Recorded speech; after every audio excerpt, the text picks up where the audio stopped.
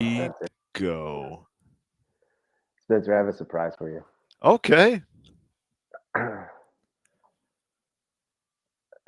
Hey, man, look at us, dude. Look at us. Oh, look at that! Look at that! Did you just get 30% smarter? Totally. I these are like the cheapest blue light glasses I could find, but they're not as cool as yours because I don't wear glasses. Do you wear glasses? Well, Like, are those blue light th- glasses like to look they're for smarter? my health and my safety, so, you know, it's I just a I it's feel like just a mine. fringe benefit that I look sophisticated and Yeah, intellectual. I feel like mine are Harry Potter, but Well, I don't that's watch Harry Potter. I've never seen a Harry Potter movie. bro.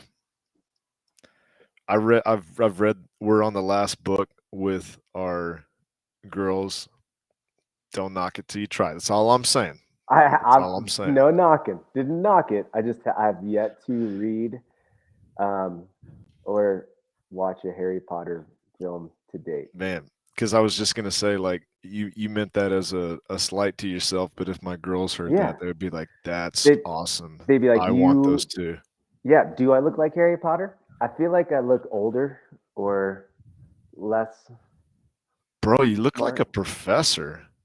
But like Indiana Jones styles. Like this guy's Oh seen some yeah, things. He's been out in the field, but yeah, he's back just because he just got a heart for us kids.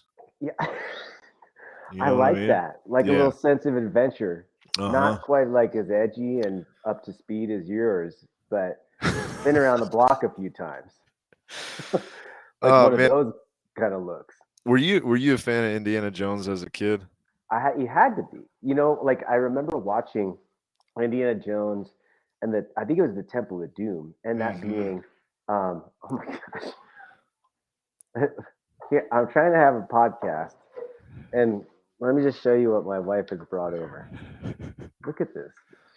She's giving me. Hang on. What is she doing, Spencer? She's trying to give me goggles, Yes. but they're already locked. I can't do it because there's a zip tie. Oh And now man. this is what I'm working. This is what happens when you work at home. You ready? Hang on. Let me just dip out here for a second. Like, come on back in. Oh my gosh. Right? Yeah. This is what happens when you work from home. I'm supposed. My gosh, who do I look Why like now? Do I look like Harry Potter still? probably like some character from the from the God, man. I'll tell you what, man. You look like you've seen some things. Like you've been places. I'm Probably not got putting that on. probably got into trouble. Probably been arrested. Maybe once or twice. Okay, I'm all set. Oh my gosh. I like that Sarah just had that like ready. Ru- That What? Here's wasn't the that thing. wasn't packed away. Like that was out already. Yeah, but like here I am just putting on a pair of glasses, and I thought it would be entertaining. And she walks around the corner. You can probably hear the plastic bag rustling right now, with the plethora of costume items that I was unaware that we owned. Nice move. Hence Nice why I'm move. going through the profit and loss sheets with the business to find out where our money's going. Costumes. That'll take the edge off. Oh man, but yeah, Indiana Jones. I watched the Temple of Doom. It was like the first one, and I remember being scared out of my mind because it was like the heartbeat. The guy like tore his heart out of his chest. He's holding it up. I was scared to death of that guy. I think I was like 9 years old. Dude, I went to my grandparents' house, and when you go to your grandparents, like anything goes. And so we went to like Blockbuster, and I was like, "Yeah, my parents are totally cool with me seeing this movie." And I just I remember thinking like I've outdone myself here. Like I'm actually not ready for this movie when I saw it. Yeah, but I mean classics. That's such. I feel like they don't make movies like that anymore. Now, have your Actual, have your like kids adventure. seen it? So what's funny is like I think they are just now. Rourke is probably just now at the point where he'd be like good with it. Mila maybe a little bit on the fence, but Yeah. That is, we talked about this, like how you have to introduce your kids to movies that otherwise they would never see. Well, But that that's is one of the on the last list. ones. Yeah, like Yeah. I've shown them Goonies. We watched Back to the Future, which Yeah. you have to be very careful because before the PG-13 rating, you forget like the gratuitous cussing that's in there that you just have totally dismissed because you've seen it so many times. But Yeah. yeah, A lot yeah, of gray area between the PG and R in those days. totally. And I know we have something really important to talk about, but I realized that growing up, my parents were okay if the movie was violent, Oh, but the second there was something demonic or damn. like yeah, like a sex scene, we were out of there. Done. And I don't know how your family operated, but it's a bygone era where like you had no heads up what you were going into when you stepped into the theater, right? Oh, As a kid, it was like I don't know if my parents are going to let me watch this. So it's like there were lots of times that we would like get up and like go out of the theater, which is probably not something that you would do today because you'd research it online and you'd figure out, is this something that we can handle or can we not handle? But I yeah. remember several times as a kid, um, The walk of shame. we went to see one of the Ernest movies, Oh, yeah.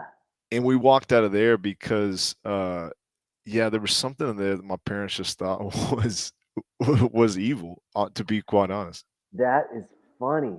Oh, Right? man. Yeah, right. I remember one or two of those. I don't remember what the movies were, but yeah. Wow. Wow.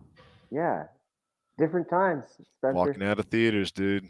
Well, I mean, that's a perfect segue. Mm, Prerequisites, right? mhm. What's the prerequisite of the movie? Do you know what you're getting yourself into? Let's talk about that with employees.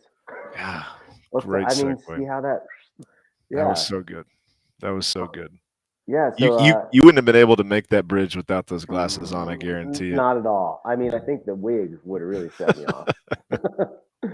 um, well, yeah, I'm super interested in talking through this because it's something that we have gone through in like a fairly quick, and I would even say like a large turnover in the recent 6 months or so for us at our gym, and Uh-huh. it's a very different process or mentality for me as it has been in the past.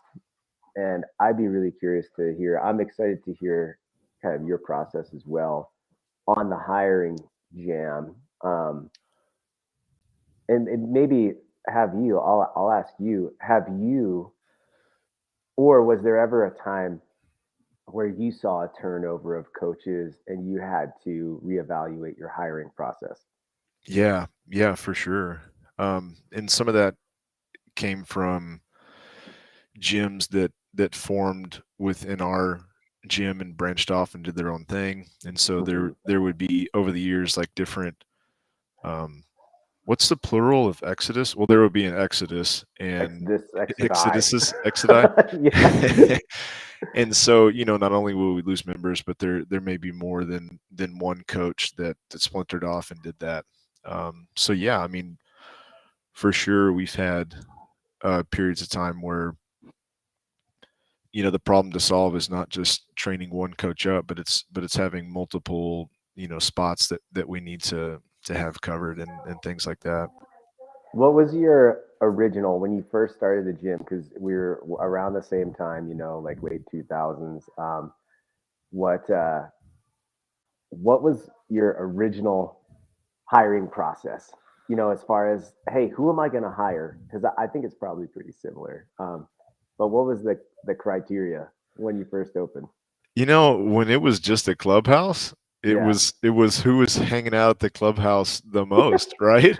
yeah, It's like we can't get rid of this guy. And I think like if I had to, try to verbalize that, it would be like, and also they seem to be like a good dude or a good yeah, gal, and they seem to have the right spirit. Or so much in those early days was about culture. It seemed like okay, they get the culture, and yeah. I can't get them to leave. I mean, honestly, guys that like Chase Ingram and Yeah. Dean Zoo, and several others that you hadn't met, but I know those two guys in particular. Like it really was just like, hey man, don't you have somewhere to be? And and they hung out and they were great dudes, and they got uh indoctrinated to the certification process, and it just kind of happened organically like that. Would you agree, or was it different for Oh, you? 100%. It Yeah. was just sort of like you said, who was the good guy or gal that was hanging around the gym. There was a period of time for me where I was working every class. This is crazy. I was working every single class Monday through Saturday in the gym, and with the exception Tuesday morning, I would have Eric coach Tuesday mornings, which was 5:30 and 6:30 at the time. Uh-huh. And how about this? I didn't pay him, but that was a trade for him to be able to run the entire CrossFit Kids class out of the gym for free. Yeah. So I didn't charge him a dime. I didn't take any percentage of any of that.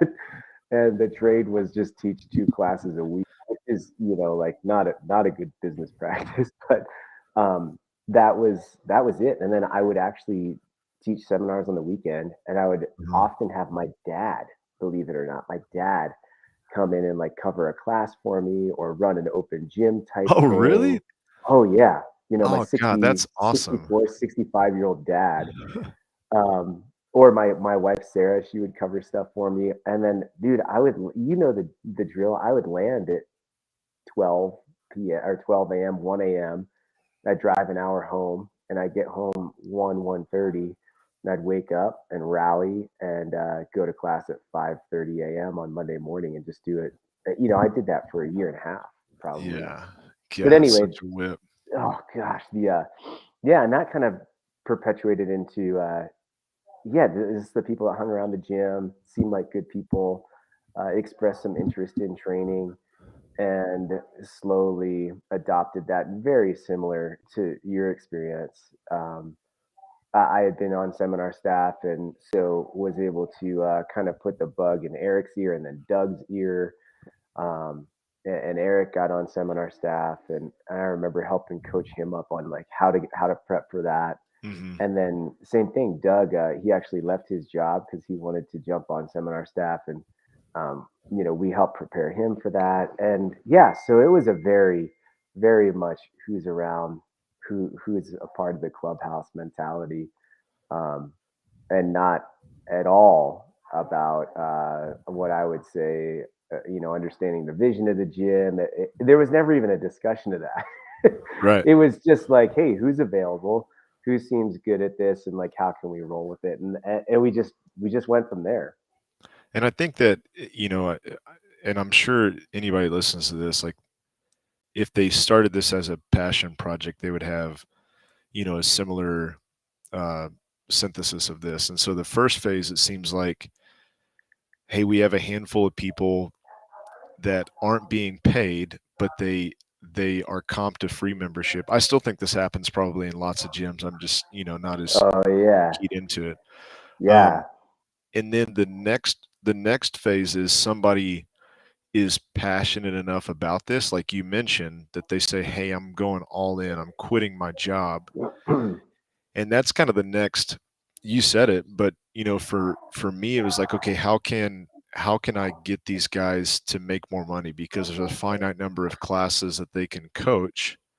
um, yeah, and so I think probably most people would say, okay, well, we have to either include additional responsibilities that happen outside of just coaching a group class, hmm, and or hey, we have to come up with some other type of training option.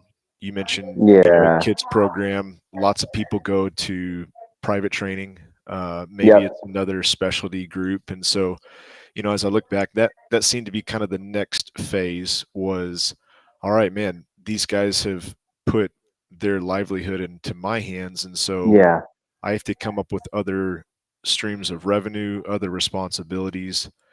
And I think this next phase is kind of where you start to well, I didn't do this for several years, but eventually it's like, okay, I can't just say, all right, so you'll take care of the accounting, or hey, you'll handle the, the merchant software, or like, hey, you're good with the kids program, right? Like you actually have to like spell all this out. And Yeah. I think that's a tough transition for a business owner because it's real tedious. And Yeah.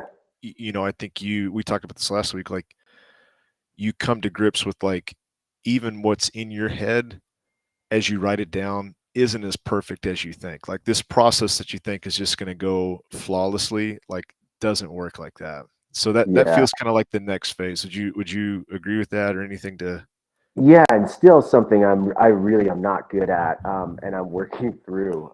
And I think it's part of the culture that I grew up in or Hmm. grew with. And this is not a knock at it at all. It's just an observation, but it's kind of the culture that I grew up with in CrossFit. So I experienced, and I don't think this is necessarily wrong, but I also don't think it's for me the most effective way to hire and train employees. Anything I wanted as I was on seminar staff, I had to ask for, right? So there was not a set uh, progression of how to grow. It was very kind of similar in the sense of, hey, who's a good dude, gal, who's like really cares about people and movement and training. And I remember going to my level one and telling them at my level one, I remember, this was 2007. I Hmm. remember thinking, my gosh, it would be so cool to do what they're doing. And this was, Annie Sakamoto and Brennan Gilliam. And I think Yeah. Sherwood was at my level one coaching me up. And I was like, man, I want to do that. And so Uh-huh. I just told them straight up at the end of the weekend, I said, hey, Castro was there, Nicole. I was like, I'd love to work for you guys someday. And then that was in the spring. And then the following kind of winter, I think it was January, February, I took my level two. Which was actually that was in the summer. But anyway, that following February, I took another level two where they revamped it, and they had asked me on staff then because they knew. Hmm. Um, but then when I got on staff, I wanted to start to lecture, and I told them like, hey, I'd love to be able to lecture. And if you remember, first you started with like the movement lectures, right? Uh-huh. And then I was like, well, I'd love to do the GHD lecture because that's the next step. And then it's well, I love to do the core content lectures, and that's the what is CrossFit and what is fitness. And then it was like, well, I'd love to be a flow master. So I was constantly asking, like, hey, or telling them, hey, here's where I want to go. This is what I'd like to do. And Hmm. once they knew that, it was like kind of ball in my court to continue to develop. And I sort of adopted that mentality of, well, if you want it, you got to go get it. And so I'm here to support you, but you got to be a go-getter. And I would say that's a good thing, but also like a bad thing in the sense that the way that I've done that is probably with very little direction. And that I think is a fault of mine as an owner manager. And like Hmm. you said, I think you really do need to spell things out. And I think employees actually like to have boundaries or a really clear cut, hey, here are your responsibilities. This is what I expect of you. If you don't do this, things are not good. They Yeah. need that to be able to do their job well. Um, and since we've written some policy and procedure manuals that I would say are like pretty simple compared to some other things that are out there. Hmm. Um, but kind of like we talked about last week or the other week, even with an assessment, it doesn't matter how long your policy and procedure manual is if you don't use it. Yeah. So figuring out like, hey, what's going to work for you, but Hmm. it's a constant effort on my end to have to make sure that my employees understand what their expectations are, how they do their job. And I think it's just because we've done it for so long that it comes naturally to me Yeah. that I honestly just kind of forget. Sounds weird, but I just forget. Right. Yeah. It's so many things where it's like, oh yeah, yeah, we did do this like 3 or 4 years ago. I just, forgot. But Yeah. I think a big change for me is when, because there were several years where we only hired internally. So it's like if you wanted to Yes. work here, it meant that like we had spent a considerable amount of time together, and therefore I felt like, to their credit, they had been so indoctrinated to the culture, even some of the processes, that it didn't require per se like as much of a detailed manual. But Hmm. when we started hiring outside of the gym, then that really changed because I couldn't make that assumption that they knew, the CFDC way, or Yeah. they understood just by experience some of the things that we really cared about. And so I think Yeah. it was that point where it's like, okay, like I really have to I have to step into this um, role of being a a true teacher versus just like a bouncer that's letting people in, you know? Yeah. And man, I think well, it's such a similar parallel for Uh-huh. us, just with that hiring within. Um, Now that you've been through that and hiring out, because we've been through a similar cycle, what do you think has been like a, and I think this ultimately falls on me, as the owner, us, Mhm. but what do you think is a better result, or what do you think makes for like a easier, smoother path, hiring from within or hiring without, or is it, does it not? Well, I think of it this way. When we hired within, especially in those early days, we were all buddy buddies. Yeah. And so they were a lot like me, meaning that we naturally had rapport. And so I actually found that more challenging.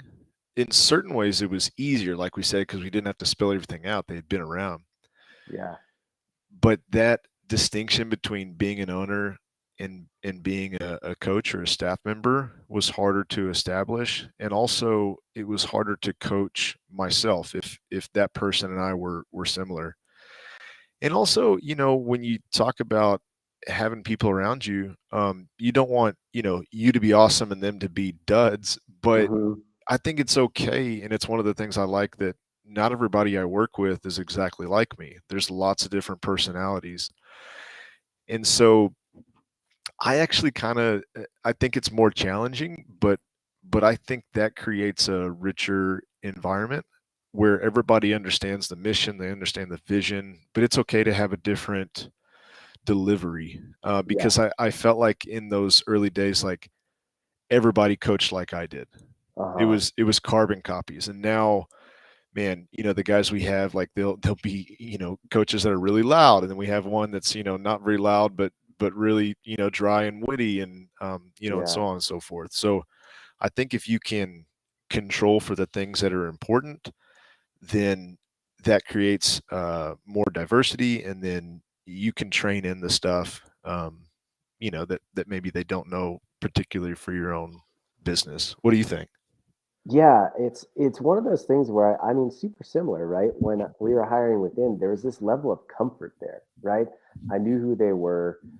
I had a pretty good idea of what I could expect out of them just on a daily basis and rapport and things like that. But it, in my experience, made for a much more difficult relationship of saying, hey, um, whether we like it or not, you know, you've got owner slash boss, if that's what you want to say, and employee, and that relationship, um, it kind of wasn't there, right? It just didn't really exist, and so there were difficult times where, because that wasn't a really clear line, the way certain things were handled was just like, I was like, I would never do that as an employee, Mm, but I don't think people looked at it like I'm an employee. It's like, well, no, he's my friend. He just happens to own the joint, you know? yeah. Um, so it made it much more difficult to have that clear cut.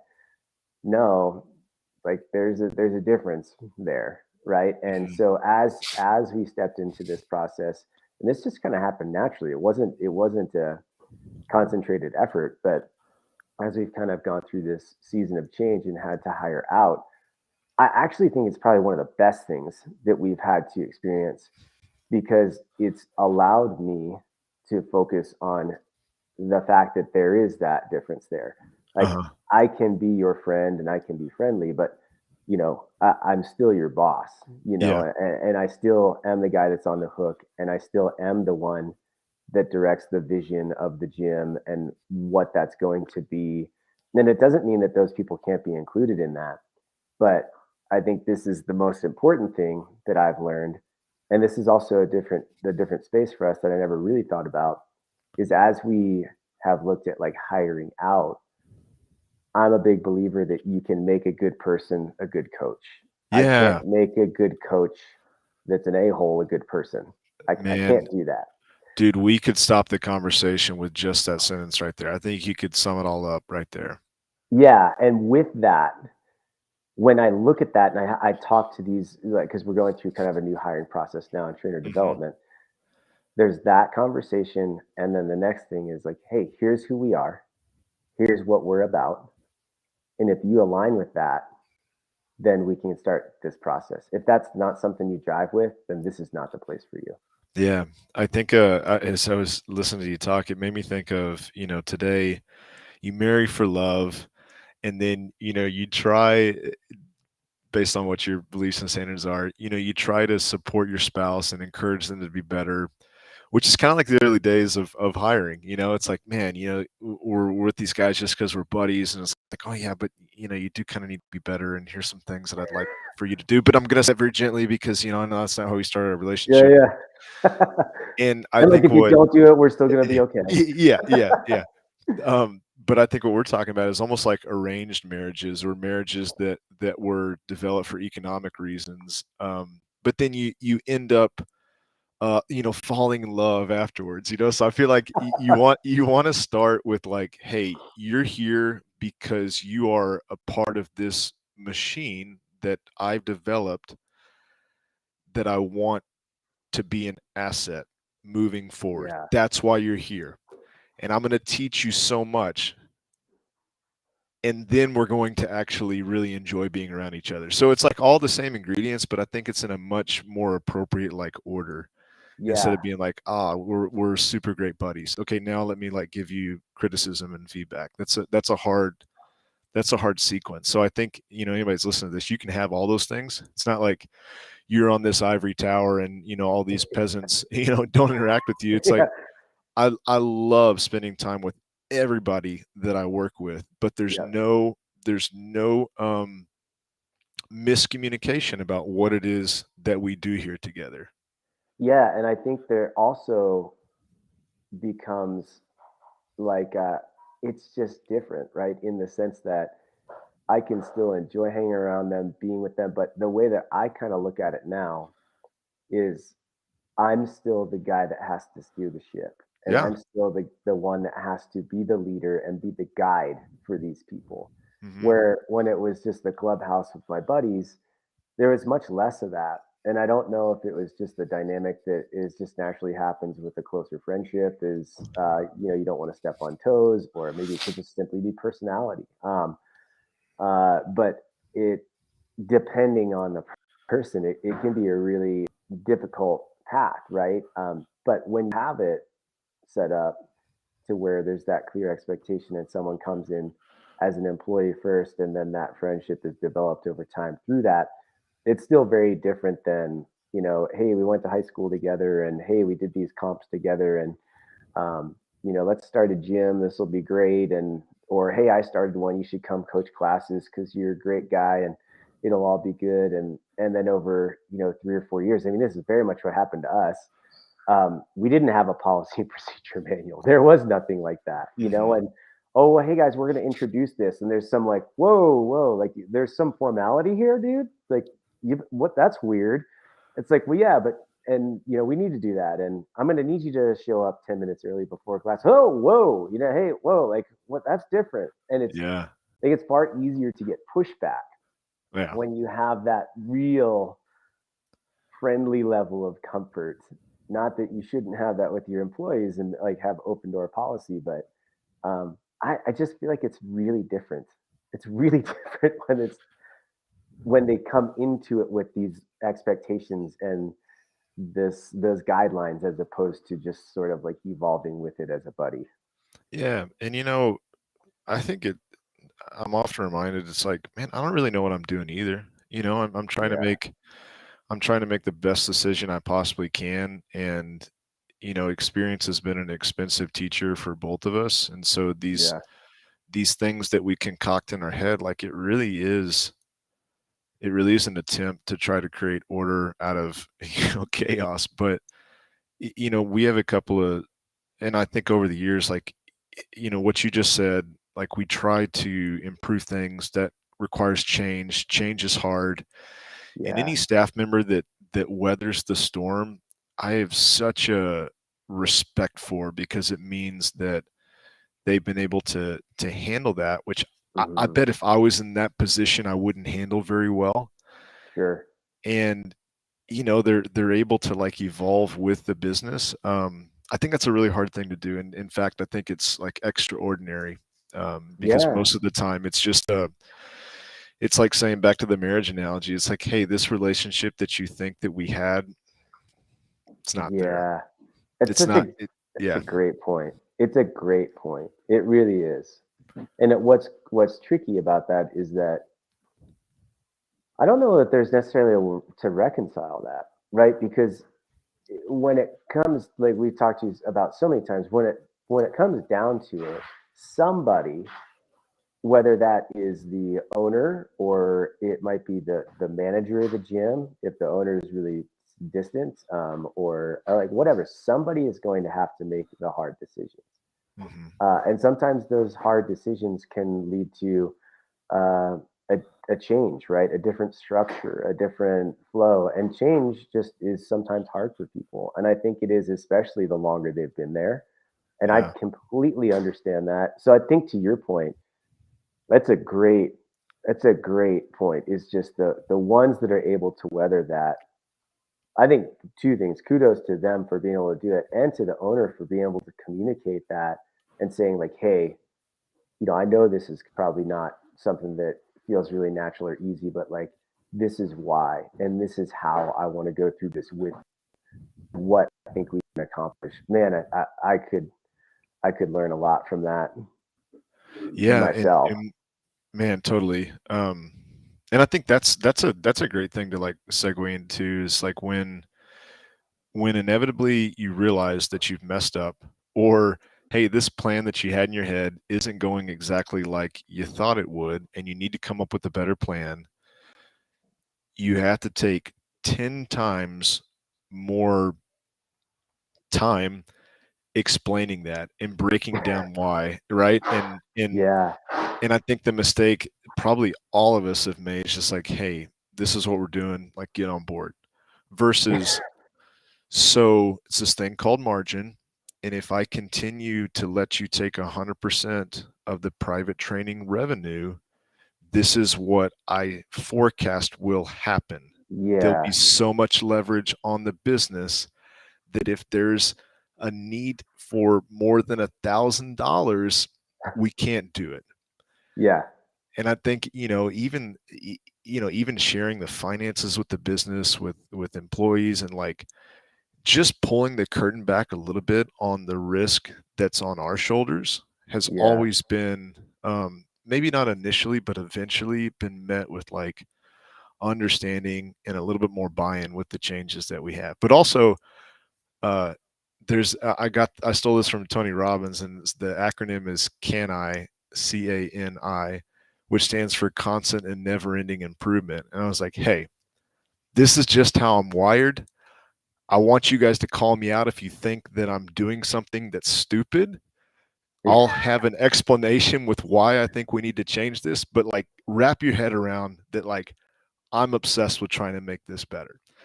And I it's think great. that, Yeah, yeah, I think just knowing, and now it's not something that's so like heavy and serious, but like my staff just knows I'm going to come with like some weird harebrained idea. They're going to, kind of hear me out. let And him a lot of talk. the yeah, a lot of those things have been approved, and they salute it and we move forward. But to their credit, like a lot of times they're like, hey, I don't actually think that you need to change this. Here's why. And that's been really helpful to me. But I think that started with the understanding, like, hey, things have to continue to evolve. I need to always Yeah, have just like we talked about last week, I need to have a reason why this is good for the coach, it's good for the athlete, and it's good for the yeah, business. And if I can come up with that, try to shoot it down. And Yeah. Like poke a hole in it, please. yeah. So Yeah, man, it's today, I agree. Yeah. what like what do you really care about? In a perfect world, you're hiring somebody. What do you want from them? Like, what do you want to come in from a personality standpoint, from a skill set standpoint? Like, what's the Yeah. ideal scenario for you? Me personally, wow, it's interesting because we've recently, um, full transparency. Gosh, like what a wild season! As we moved into our space, we had some trainers as we made a change to our business that had been with us for over a decade. Just be Mm, like, hey, that doesn't jive with me. I mm, think it's time for me to move on. And so, kind of back to that previous conversation, there's a part of me that really understands. I mhm, really get that because that change is hard, and I think it is rare to have the person ride that out. And the other side of me was like, wow, after pulling the curtain back, and after being like, hey, here's what I've tried to do. I was like, wow, that I feel like I did a lot. mhm. And as we've gone through this other season, we've just now are going through hiring on 3 coaches. Um, and I'm someone that I really believe, like we said, if somebody's a good person, um, and I can communicate the vision to them, and again, good person's relative, right? Because sometimes we just have a limited experience with them. Um, but people deserve a chance. Um, I'm not looking for perfection. And I think inevitably what happens, and it's a bit unique to our situation, is that a lot of times when people are going through the employee like hiring process or Mhm. development, they can be really nervous or intimidated around me.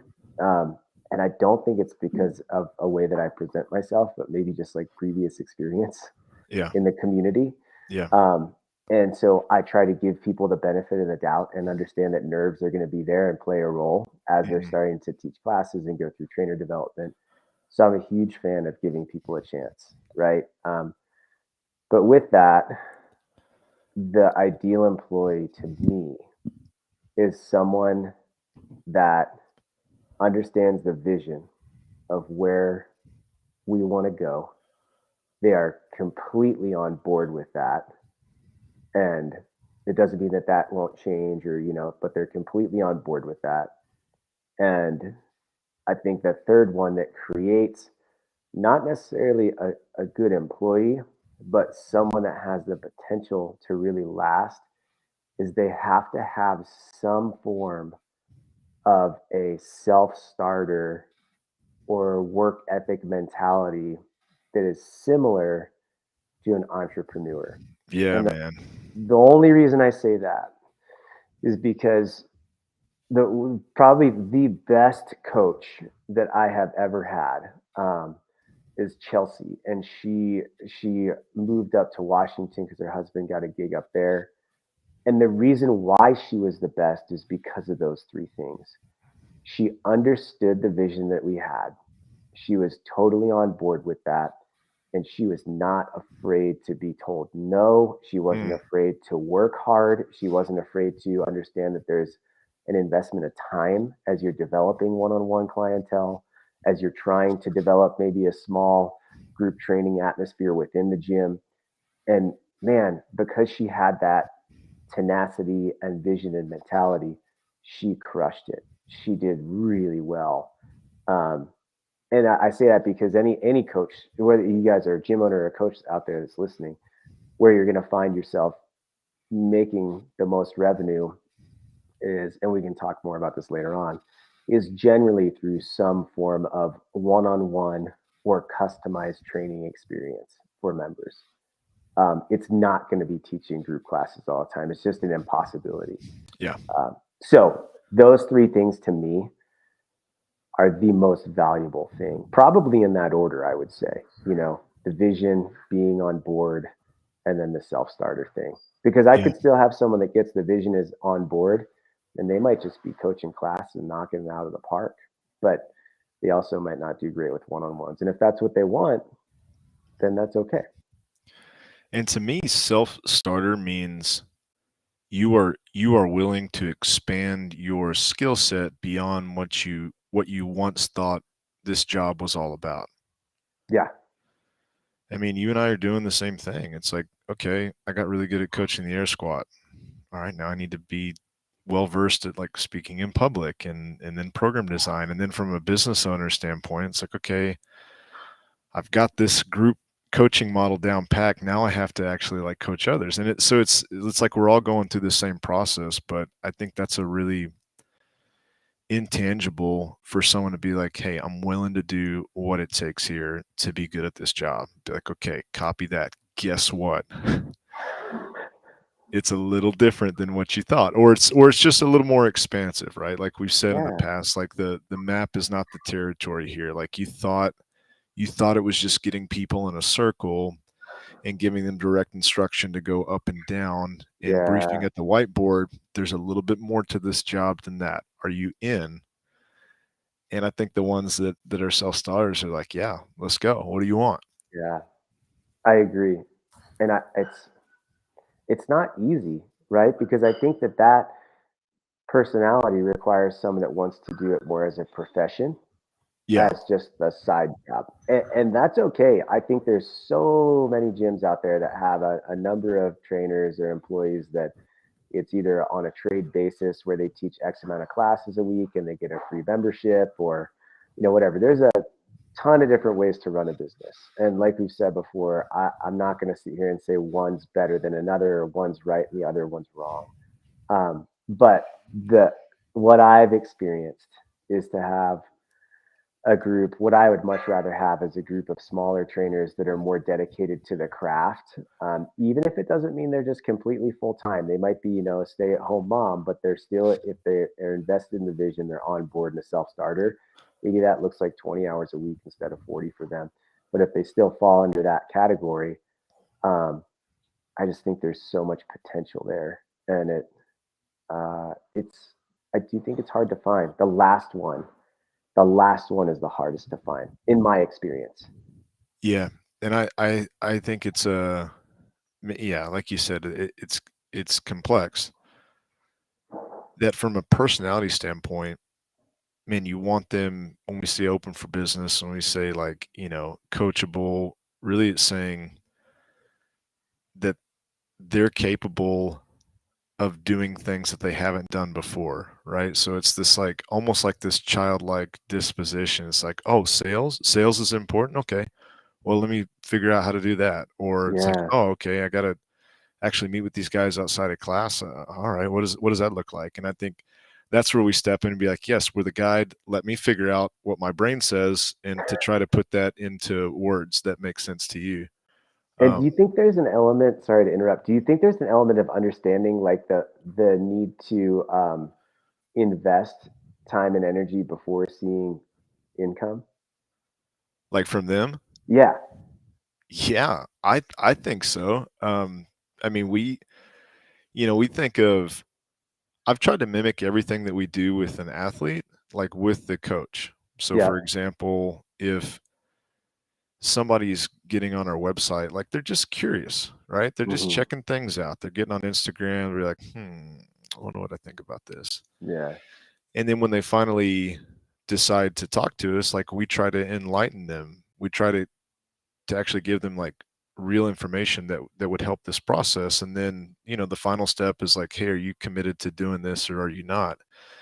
And I think to answer your question, at least for me, I want the potential coach to go through that as well. It's like, hey, you're not going to be responsible for coaching a class the first time that we work together. I want you to take as long as you need to like see if you could imagine yourself fitting in. Yeah. And along that process, like let me educate you to what I think this looks like, which may be different than what you think. Yeah. And then and only then, like, do both of us decide, like, yes, let's move forward And even that process isn't like, hey, you're an employee. For me, I think it's a long time before that person's brain gets to the point where it's like, okay, game on, which, kind of makes sense in any relationship or, anything that we do. You think, Yeah. oh, I just went and bought these skis. But if you're like me, I thought about it for a long time before what seems like an impulsive decision. Yeah. And I feel like, especially as the trainer wants to grow and develop, right? Is that sort of a reoccurring theme? Mm, So let's say they get into classes, right? And they're teaching their classes, and they've gotten in the groove and they've invested the time and the energy there. And obviously now they're teaching classes consistently, getting paid appropriately for that, right? hmm But then a lot of times people, if they're in that position, if I want more, I'd like to see more potential. Okay, well, we're going to have to invest time and energy into that. And so, an example of that, we've got a trainer, Jim Markey, and she's great. She fits that category of, she sees the vision, she's on board, and she's a self starter.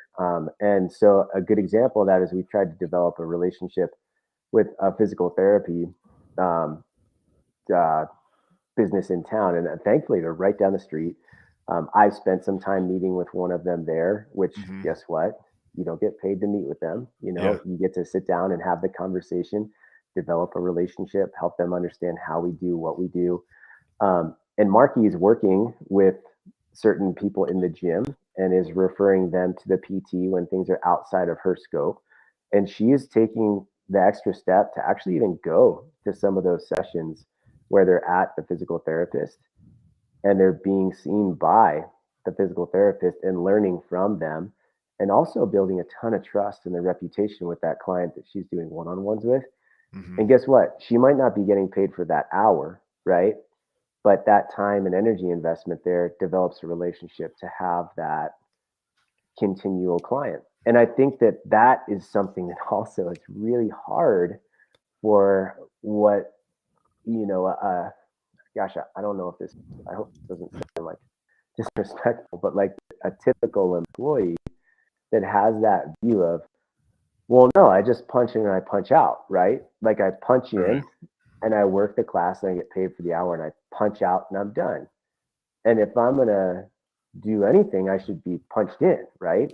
It's like, well, hmm yeah, but if you're talking about developing relationships with people and one-on-one clientele and building trust, so that you can have a more customized approach and have more revenue and acquire more clients like that, that's an investment of time. Um, so I think there has to be a willingness there as well, and that's where I think that self starter side comes in. So that revisiting that again and again as they go through that journey is, I think, a commonality there. Yeah. Yeah. That's a great point. That, man, and you can apply that to lots of areas. It's like if we make some change in the business, we're not going to see retention improve like overnight. It's Yeah, like a 3 month, feedback loop. And I think most of the stuff that's probably a great way to verbalize that. So like, so, okay, so how, if someone has a great personality and they're totally bought into the vision, how do I teach them to be a self starter? yeah. Okay, Is step that? one. Do you think that's what you can teach? Well, I mean, I think that it's not, it's, I mean, think about what you looked like as an entrepreneur day one versus today.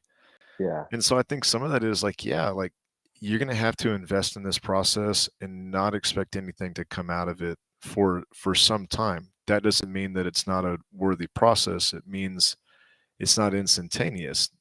This is an instrument for you to be able to do your job better. Um, yeah,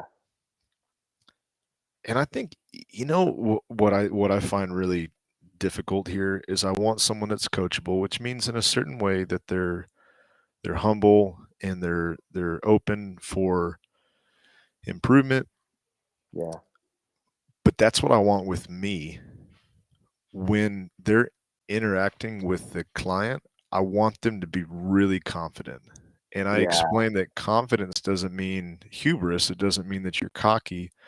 It means that you're willing to speak with authority with the understanding that it's not going to go perfect, and whatever problem arises from that, like, you'll be able to fix it. I think that's what Yeah. being an entrepreneur is, right? It's like, hey, we're going to try this, but you know what? I'm not too stressed out if it doesn't work out, because guess what?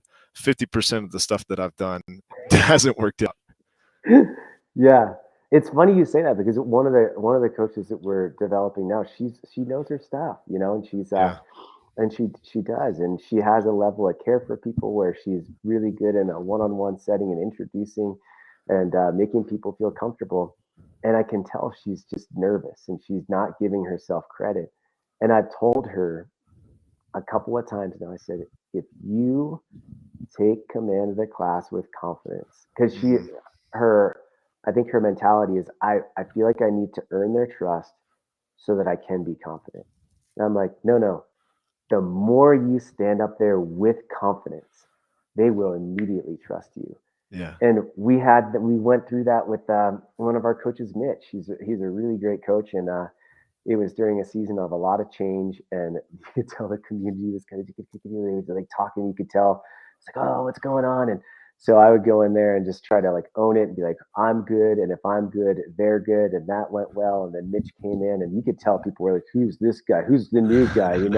Yeah. And to Mitch's credit, man, he stepped up there and he didn't bat an eye, man. He didn't flinch. He was just like, nope, this is what I do, with confidence, ran a class. And within 2 days, people were like, I really like Mitch. He really knows what he's doing.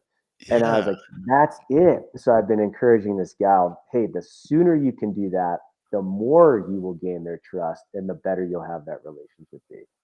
Man, there's something that requires zero education with fitness that somebody can sniff out if you're confident in what you're saying. 100%. And so for us, we have a sit down with every person that potentially could come a member, and we talk about that a lot. It's like, if what you say, if their skepticism is stronger than your confidence in what you're saying, it doesn't matter how much you know, they won't they won't give you the opportunity to change their life. Yeah. You gotta be confident. And confidence doesn't mean you know everything. No. Confidence, like you said, there's this sense of humility there, right? Where it's okay to confidently say, you know what, man, like that's outside my scope, or I'm not sure about that. Let me find out for you. Let me look into it. Or here's a great resource for you. Or let's find out about this together. I did that the other week. I've been working with a gal in more of a one-on-one Uh-huh. approach and trying to help her with some nutrition stuff. And I fully own, like, yeah, I don't really enjoy learning about nutrition. I don't. I'm just like, eat well, people. Hey, like, try to eat real food. It's not rocket surgery, but I'm also not someone that's like uber sensitive to that. Mhm. So I reached out to this guy that I've seen. Believe it or not, he follows me on Instagram, and I've seen him post some stuff, and we've had some little conversations just through direct message. And nutrition's a part of his thing, and I kind of like his approach. And I just reached out to the student, was like, hey, would you mind taking some time to have a call with me and just give me some insight? And I think he was like, well, what? Like, you need my help? I'm like, yeah, I gotta. That's This awesome. isn't my jam. And so I think that is a sign of confidence when you as an owner or coach can just say, hey, I'm not sure. Yeah, I think it's just it's and this is talking to members, it's thinking about this ourselves. It's like, hey, this is what I do. This is what I've chosen to do. I care a lot about it. If you decide to, maybe this will be like our new sales pitch. If you decide to train here, I don't have it all figured out, meaning I don't know exactly how you'll respond to this, but I am committed to doing whatever it takes to eventually getting you the thing that you want. I'll die on my sword to get you there. And so it's like that to me is not like I know everything, but it's like, hey, I'm just like, I'm here for you. Like, I'm Yeah, committed to this relationship. And I think that's man, don't know how to write that into an SOP, yeah. That's but the I think intangible, though, right? yeah. So if anybody's listening to this and it's like, okay, I'm not a gym owner, but I want to be like a great coach. I want to be a good support staff or the place that I do work, like that's the thing that you want to exude. Like even just that confidence towards the person who is shouldering all the risk. Like if somebody, Yeah. and we have them here, like if somebody responds like that, I'll I'll bend over backwards to try to get them, into the place that they need to go. Just like you Yeah. said with the level one stuff. It's like, man, those guys are probably thrilled to have you say, "Hey, can I lecture?" Just because you had like the right, spirit about it. Hmm. Man, and just maybe an encouragement to coach, trainer, owner, whatever. Um, People are messy. Yeah. Like we are not perfect. I was just reading a book this morning. It's called Undistracted by this guy Bob Goff, who's just like the man. I love his approach, and he's super chill and super cool. Just really loves people. Um, and I forget what it's called. You would eat this up, Spencer. But it's some theory that basically is like don't overcomplicate things, right? Mm. You should look at things in the sense of his example was if your date is often late, like 5 or 10 minutes late, it's probably not because they don't care about you. It might just be that they're bad at time management or their watch is 5 minutes fast. Or fill in the blank, right? So don't try to go down the rabbit hole of trying to explain why, but people are messy, and one thing Doug has said to me, who used to work at the gym, which I think is some of the greatest advice, is often when there's things that are tough, or a person responds maybe a way that we would rather not see, it often says more about what they have going on themselves than what you have going on or the way Mm. they feel with you. Mhm. um, so just be reminded that people aren't perfect. Yeah. People are messy, us included, and that's just part of the process. You're not going to have a perfect employee. You're not going to make perfect decisions as the owner. You're going to have to step back and say, hey guys, I handled that poorly, or I think we could do this better. You're going to have conversations with your one on one clients that are probably hard. And I think those things, when you just own that and give people some grace, I think you can go a long, long way. That's the word that was popping in my head. It's like, man, this takes a lot more. It's like how much grace would you like to have extended towards you? It's like, well, as much as possible if you don't mind. Yeah. All of it? Yeah. Yeah. Hey, I was at a wedding in Newport Beach and Bob Goff was there. No. Yeah, I was just there and I Did you turned, I was meet him? like, yeah, I was like, dude, you're Bob Goff, because he's a very distinguishable face and like Yeah. was exactly how you would imagine him, like, bubbly and Yeah. he Yeah. it was a small wedding, but he'd like grown up with one of the kids that was in there, and Wow. man, it was amazing. That's really cool. That's really cool. So yeah, an encouragement to you guys. I mean, I would highly recommend the book. It's called Undistracted, and it definitely has a lot of rooted in faith in Christianity, but there's a lot to be learned there. Um, A lot of just practical stuff in there too, oh right? I my mean, just gosh, like you said. yeah, and even things like we've talked about, is making sure that um, we're going to get way off topic here, but I was sitting at the table the other night, and Sarah, my wife, was like, she's like, "Are you okay, babe?" And I was like, "No, I'm trying so hard to turn work off. Yeah, Like I have such a hard time turning work off. I just want to turn it off so I can be with my family. But I feel like if I'm not doing something all the time, it's just going to fall apart." So it became a really difficult moment, and I find myself going through that every day. And this book is kind of like that. Like, hey, live undistracted. Don't be distracted by that. And there's all sorts of different distractions that we could have. Um, but that's one of them for me is like yeah, work and not missing my kids growing up now for the expense of just scrambling to try to think that I'm doing something to contribute toward a successful business when it's actually just not productive at all. for sure. Yeah, Anyway,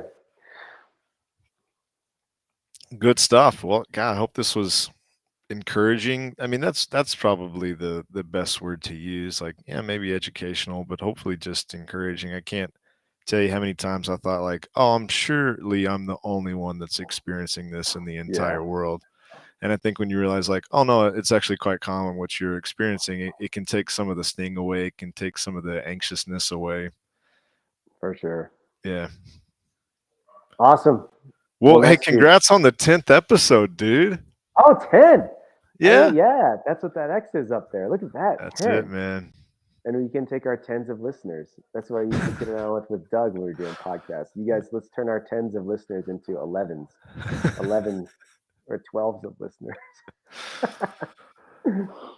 Well, if you guys have made it to the end and if there's any topics that you want us to discuss, there's this thing called comments on YouTube. You can just throw something in there. And I bet we could figure out how to talk about it for 60 minutes. Easy.